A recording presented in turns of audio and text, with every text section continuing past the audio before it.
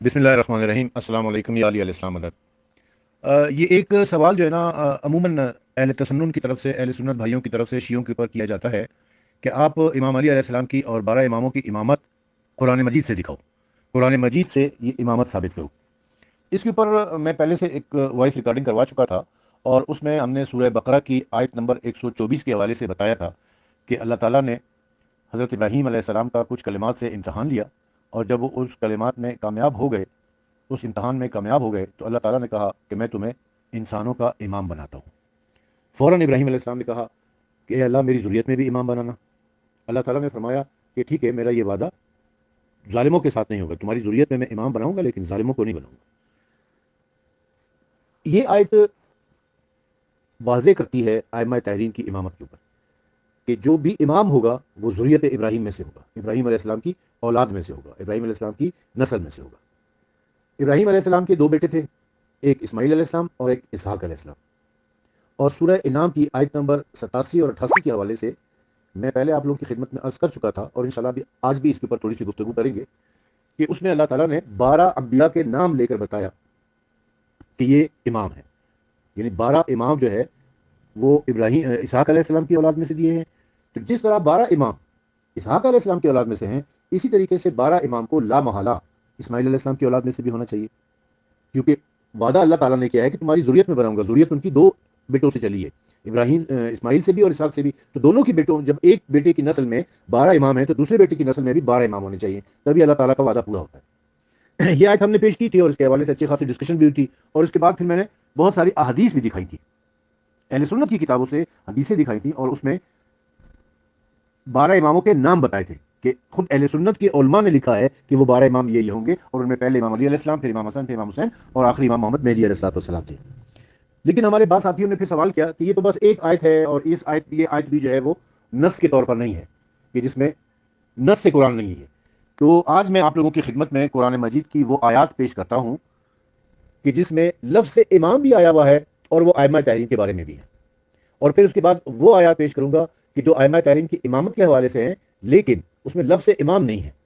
پہلے وہ آیات جس میں لفظ امام آیا ہوا ہے، لیکن ائمہ تحریم کی امامت کے حوالے سے ٹوٹل 34 آیات نازل ہوئی ہیں، 34 آیات ہے۔ ان آیات کا انڈیکس میں آپ کو بھجوا رہا ہوں، پکچر بنا کر میں آپ کو بھجوا رہا ہوں انڈیکس میں، کہ وہ کون کون سی سورہ اور کون کون سی آیات ہیں۔ اب 34 آیات کا ذکر کرنا اس وائس میسج میں ممکن نہیں ہے، کیونکہ ہر آیت کا اگر ہم ذکر کرنے بیٹھ جائیں تو بہت طویل ہو جائے گا، پھر یہ کئی گھنٹوں پر مشتمل نشست چاہیے اس کے لیے۔ تو وائس میں ریکارڈنگ میں چونکہ اتنا زیادہ نہیں آ سکتا ہے، لہٰذا میں چند ایک آیات آپ کی خدمت میں پیش کرتا ہوں۔ ان میں جو سب سے پہلے میں آپ کی خدمت میں پیش کر رہا ہوں وہ سورہ بنی اسرائیل کی آیت نمبر 71 ہے۔ سورہ بنی اسرائیل کی آیت نمبر 71، یوم ندعو کل اناس بامامہم۔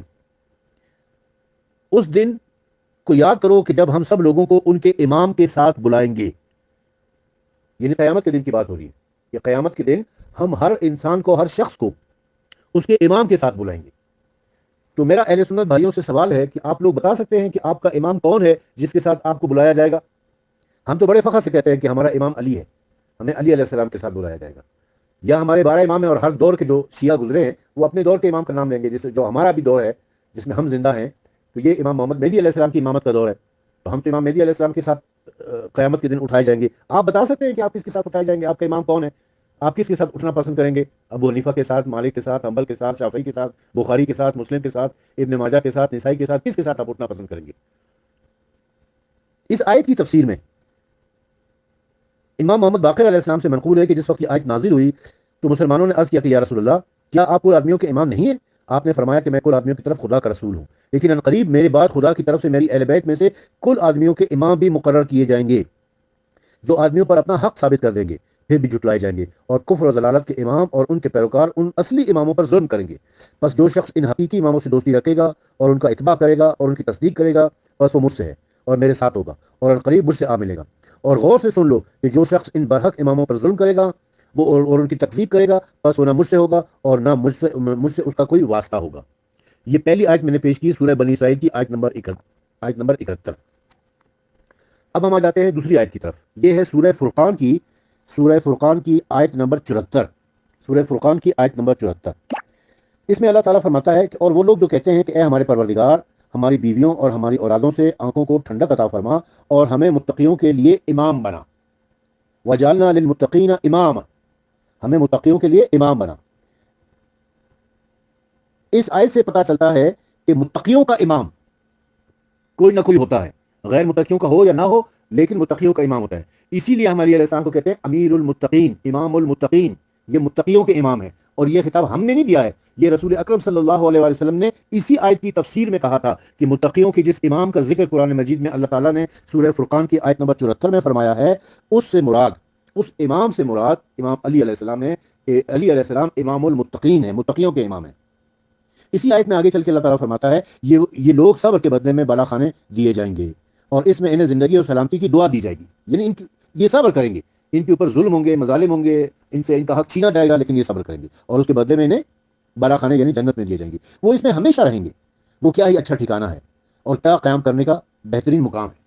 یعنی جنت کے بارے میں اللہ تعالیٰ بتا رہا ہے کہ یہ جو متقیوں کے امام ہیں یہ جنت میں ہوں گے انشاءاللہ العزیز۔ اس کے بعد سورہ قصص کی طرف ہم آتے ہیں۔ سورہ قصص کی آیت نمبر 5، سورہ قصص کی آیت نمبر 5 ہے۔ اس میں اللہ تعالیٰ فرماتا ہے اور ہم یہ ارادہ رکھتے ہیں کہ ان لوگوں پر احسان کریں جنہیں زمین میں کمزور سمجھے گئے ہیں، اور انہیں امام بنائیں اور انہیں وارث قرار دیں۔ سورہ قصص کی آیت نمبر 5 ہے۔ اللہ تعالیٰ فرما رہا ہے اور ہم یہ ارادہ رکھتے ہیں کہ ان لوگوں پر احسان کریں جو زمین میں کمزور سمجھے گئے ہیں، اور انہیں امام بنائیں اور انہیں وارث بنائیں۔ اب زمین میں کمزور کون سمجھے گئے ہیں، ظلم کس کے اوپر ہوئے ہیں، یہ واضح ہو جاتا ہے۔ تو اللہ تعالیٰ نے امام بنایا۔ اس کی تفسیر میں امام جعفر صادق علیہ السلام سے منقول ہے کہ حضرت صلی اللہ علیہ وآلہ وسلم نے حضرت علی، امام حسن اور امام حسین علیہ السلام کی طرف نگاہ کی تو رونے لگے، پھر فرمایا تم ہی ہو جو میرے بعد کمزور کیے جاؤ گے۔ اور ایک روایت میں ہے کہ امام جعفر صادق علیہ السلام سے پوچھا گیا کہ یا ابن رسول اللہ، اس کا کیا مطلب ہے؟ آپ نے فرمایا کہ حضرت صلی اللہ علیہ وآلہ وسلم نے فرمایا تھا کہ تم میرے بعد امام ہوگے۔ یقیناً اللہ تعالیٰ فرماتے ہیں، پھر فرمایا کہ یہ آیت ہمارے بارے میں قیامت تک جاری رہے گی۔ اور المجالس میں انہی حضرت سے یعنی امام جعفر صادق علیہ السلام سے منقول ہے کہ آپ اس آیت کی تفسیر میں آپ سے اس آیت کی تفسیر پوچھی گئی تو آپ نے فرمایا کہ یہ آیت ہمارے لیے اور ہمارے حق میں نازل ہوئی ہے۔ اس کے بعد ہم آ جاتے ہیں اگلی آیت کی طرف، اور یہ سورہ احزاب کی آیت نمبر 24 ہے۔ سورہ احزاب کی آیت نمبر 24، اس میں اللہ تعالیٰ فرماتا ہے اور ہم نے ان میں سے امام بنائے جبکہ انہوں نے صبر کیا، وہ ہمارے حکم سے ہدایت کرتے تھے اور وہ ہماری آیتوں پر یقین رکھتے تھے۔ دیکھیے یہ صبر کا ذکر دیکھ رہے ہیں آپ، پچھلی آیت میں بھی تھا، پھر اس کے بعد کمزور کیے جانا ہے، اور پھر یہاں پر صبر کا ذکر ہے۔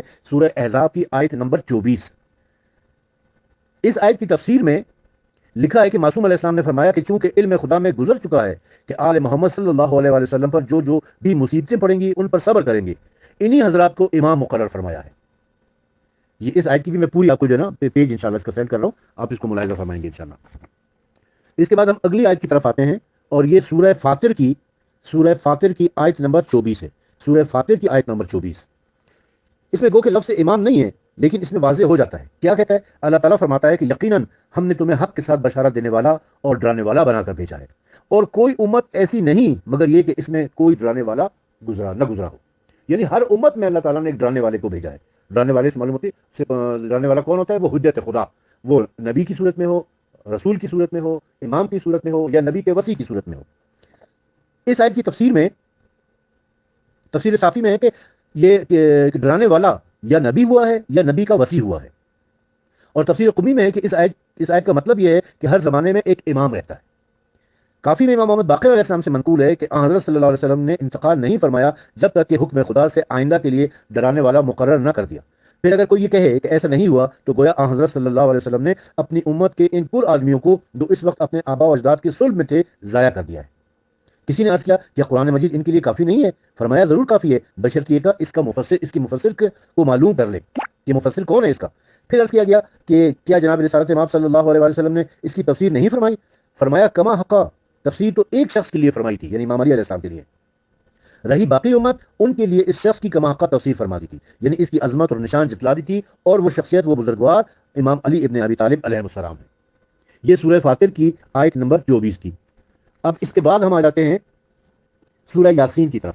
سورہ یاسین کی آیت نمبر 12، اس میں اللہ تعالیٰ کیا فرما رہا ہے؟ یقیناً ہم مردوں کو زندہ کرتے ہیں، اور جو کچھ انہوں نے آگے بھیجا ہے جو کچھ ان کے پیچھے ہے ہم لکھتے جاتے ہیں، اور ہم نے ہر چیز کو امام مبین میں جمع کر رکھا ہے۔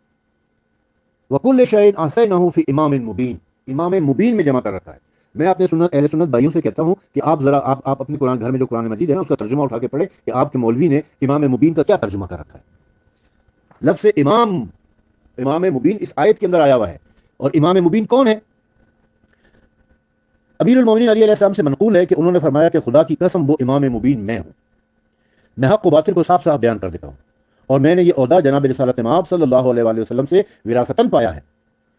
اعتدال تبریسی میں جناب رسول خدا صلی اللہ علیہ وآلہ وسلم سے ایک حدیث منقول ہے کہ آپ نے فرمایا کہ اے گروہ انسان، کوئی علم ایسا نہیں ہے جو میرے پروردگار نے مجھے تعلیم نہ فرمایا ہو اور میں نے علی کو نہ سکھا دیا ہو، اور جو علم بھی مجھے خدا تعالیٰ نے سکھایا ہے یا اللہ تعالیٰ نے مجھ میں اور اس کا آسا فرما دیا ہے، اور میں نے امام المتقین یعنی امیر المومنین میں اس کا آسا کر دیا ہے. حضرت امام محمد باقر علیہ السلام نے اپنے پدر بزرگوار جد بزرگوار کے حوالے سے بیان کیا ہے کہ جب یہ آیت نازل ہوئی تو حضرت ابو بکر اور حضرت عمر اپنی جگہ سے کھڑے ہو گئے اور حضرت صلی اللہ علیہ وسلم سے عرض کی کہ کیا امام مبین توریت ہے؟ آپ نے فرمایا نہیں. پھر انہوں نے عرض کیا کہ کیا امام مبین انجیل ہے؟ آپ نے فرمایا نہیں. پھر انہوں نے کہا کہ کیا امام مبین قرآن ہے؟ آپ نے فرمایا نہیں.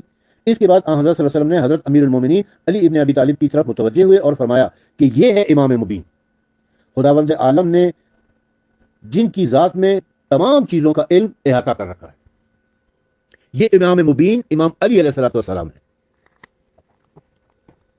اس کے بعد ہم آ جاتے ہیں سورۃ الحدید پر. سورۃ الحدید کی آیت نمبر 26. اللہ تعالیٰ فرماتا ہے اور یقیناً ہم نے نوح اور ابراہیم کو بھیجا اور ہم نے ان دونوں کی اولاد میں نبوت اور کتاب قرار دی ہے، بس ان میں سے کچھ ہدایت یافتہ ہیں اور ان میں سے اکثر فاسق ہیں. یعنی ہدایت، نبوت، کتاب یہ ابراہیم علیہ السلام کی اولاد میں ہے اور نوح علیہ السلام کی اولاد میں ہے. اور میں سورہ بقرہ کی آیت نمبر 124 اس حوالے سے بیان کر چکا ہوں. اس آیت کی تفسیر چونکہ لمبی ہے تو اس لیے میں آپ سے گزارش کروں گا کہ میں اس کی تفسیر جو ہے وہ آپ کو پکچر بنا کے سینڈ کر رہا ہوں، آپ لوگ اس کو گروپ میں دیکھ سکتے ہیں. اس کے بعد ایک آیت اور بھی ہے اور یہ سورہ نساء کی آیت نمبر 59 ہے. سورہ نساء کی آیت نمبر 59. یا ایھا الذین آمنوا اطیعوا اللہ واطیعوا الرسول واولی الامر منکم، اے وہ لوگوں جو ایمان لا چکے ہو، اللہ تعالیٰ کی اطاعت کرو اور رسول کی اطاعت کرو اور ان کی جو تم میں سے اولی الامر ہیں. اب اولی الامر کی تفسیر بھی کافی لمبی ہے، المختصر میں اتنا بتا دیتا ہوں کہ رسول اکرم صلی اللہ علیہ وسلم، امام محمد باقر علیہ السلام، امام جعفر صادق علیہ السلام اور دیگر ائمہ طاہرین سے یہی منقول ہے کہ یہاں پر اولی الامر سے مراد حضرت علی ابن ابی طالب، امام حسن، امام حسین اور ان کے بعد دیگر ائمہ طاہرین ہیں. یہ پوری تفسیر، یہ پورا پیج میں آپ کے سامنے سینڈ کر رہا ہوں ترجمہ اور تفسیر کے ساتھ. آپ ضرور اس کا مطالعہ کریں تاکہ یہ ڈاؤٹ کلیئر ہو جائے کہ قرآن مجید میں ائمہ طاہرین کا ذکر کہاں کہاں پر ہے. اب ایک اور بڑی اہم آیت ہے جو سورہ مائدہ کی آیت نمبر 55 ہے. انما ولیکم اللہ ورسولہ والذین آمنوا والذین یقیمون الصلاۃ ویؤتون الزکاۃ وهم راکعون. اللہ تمہارا ولی ہے، اس کا رسول تمہارا ولی ہے، اور صاحبان ایمان میں سے وہ تمہارے ولی ہیں جو نماز قائم کرتے ہیں اور حالت رکوع میں زکات دیتے ہیں. اب حالت رکوع میں زکات دینے والے تمام تفاسیریں، تمام تاریخیں، تمام احادیث کی کتابیں اٹھا کر آپ دیکھ لیں کہ امام علی علیہ السلام کے علاوہ کسی نے حالت رکوع میں زکات نہیں دی ہے. یہ ولایت علی کے بارے میں نص آیت ہے. ولایت علی کے بارے میں، یہ علی کی امامت کی، علی کی خلافت کی، علی کی ولایت کے بارے میں نص آیت ہے یہ. اور اس کی تفسیر سینکڑوں علماء اہل سنت نے یہی کی ہے کہ یہ ائمہ طاہرین اور علی علیہ السلام کے بارے میں نازل ہوئی ہے. ایک اور آیت جس کا میں ذکر کرنا ضروری سمجھتا ہوں وہ سورہ انعام کی آیت 84 اور 85 ہے. 84، 85، 86، 87 اور 88 یہ مسلسل 4 آیتیں جو ہے نا، 4-5 آیتیں مسلسل ہیں. ان میں جو آخری آیت ہے نا، اب میں شروع سے آپ کو پڑھ کے سناتا ہوں، تمام آیتیں پڑھ کے ترجمہ آپ کو سناتا ہوں. اور ہم نے اسے یعنی ابراہیم کو اسحاق بیٹا اور یعقوب پوتا عطا کیا، اور ہم نے ہر ایک کو راستہ دکھایا، اور نوح کو پہلے سے ہی راستہ دکھایا تھا، اور اس ابراہیم کی اولاد میں داؤد اور سلیمان اور ایوب اور یوسف اور موسیٰ اور ہارون کو بھی راستہ دکھایا، اور ہم نیکی کرنے والوں کو ایسا ہی بدلہ دیا کرتے ہیں. اور زکریا اور یحییٰ اور عیسیٰ اور الیاس کو بھی راستہ دکھایا، یہ سب صالحین میں سے تھے. اور اسماعیل اور الیسع اور یونس اور لوط کو بھی راستہ دکھایا. اور ہر ایک کو ہم نے تمام جہانوں پر فضیلت دی، اور ان کے باپ داداؤں میں سے اور ان کی اولادوں میں سے اور ان کے بھائیوں میں سے بعض کو ہم نے فضیلت دی، اور ہم نے ان انبیاء کو چن لیا تھا اور انہیں سیدھا راستہ دکھائے رکھا تھا. اب یہ جو آخری آیت ہے نا، وَمِنْ آبَائِهِمْ وَذُرِّيَّاتِهِمْ وَإِخْوَانِهِمْ، ہم نے ان کے ان انبیاء کا نام لے کر کہا ہے. دیکھیں یہ وہ 12 انبیاء جن کا میں ذکر کر رہا تھا کہ سورہ انعام میں ہے، یہ وہ 12 انبیاء ہیں، ان کو امام بنایا تھا اللہ تعالیٰ نے. ان کا، یہ حضرت ابراہیم علیہ السلام کی اولاد میں، ان کا نام لے کر اللہ تعالیٰ کیا فرما رہا ہے کہ ہم نے ان کے باپوں کو، یعنی ان کے فور فادرز کو، آبا و اجداد کو، ان کی ذریت کو، ان کی نسل کو، ان کی اولاد کو اور ان کے بھائیوں کو، یعنی اللہ تعالیٰ نے ایک شجرہ نسب کے اندر نبوت کا سلسلہ رکھا ہے، ایک خاندان کے اندر رکھا ہے. ایک نبی دوسرے نبی کا بیٹا ہوا ہے، ایک نبی دوسرے نبی کی اولاد میں سے ہوا ہے، یا اس کے بھائی ہوا ہے. جیسے موسیٰ کا بھائی ہارون ہوا ہے.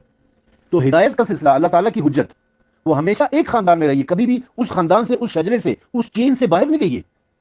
آدم کے بیٹے شیش اور نوس، آدم کی اولاد میں نوح، نوح کی اولاد میں ابراہیم، ابراہیم کے بیٹے اسحاق، اسحاق کے بیٹے یعقوب، یعقوب کے بیٹے یوسف، یوسف کی نسل میں داؤد اور سلیمان، اور پھر موسیٰ اور ہارون، اور پھر عیسیٰ. یہ سب ایک ذکریہ اور یحییٰ، یہ سب کے سب ایک چین ہے، ایک نسل ہے، ایک شجرہ ہے، ایک خاندان ہے.